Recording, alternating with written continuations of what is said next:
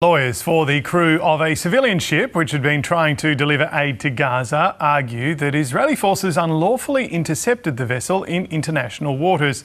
The Madleen is being taken to an Israeli port north of Gaza, with authorities saying they plan to deport the crew.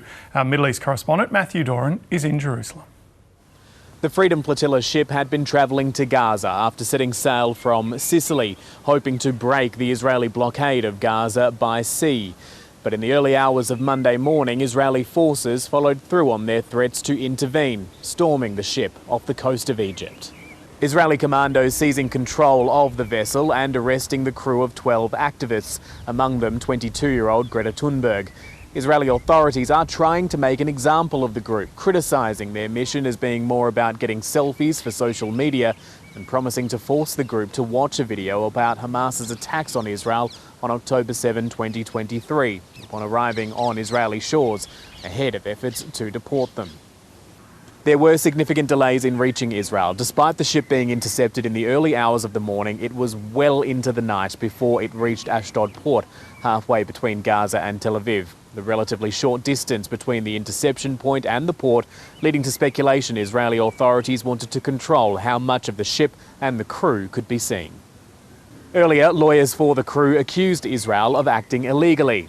We're basically talking about people who were sailing in the international waters, and then Israel basically captured them and abducted them into Israel. And even the legal procedure they are willing to take is not, it does not apply to them.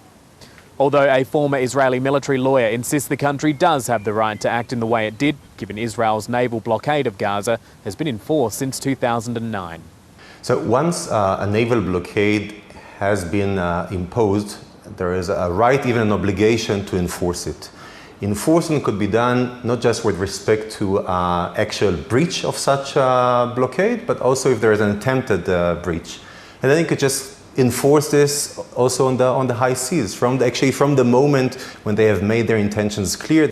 The legality of Israel's conduct here will be debated for some time, in the same way as the validity of that naval blockade has been for the past 15 or so years. This situation does serve to highlight the significant restrictions Israel puts on access to Gaza, particularly at a time of a heightened humanitarian crisis in the war-ravaged Strip.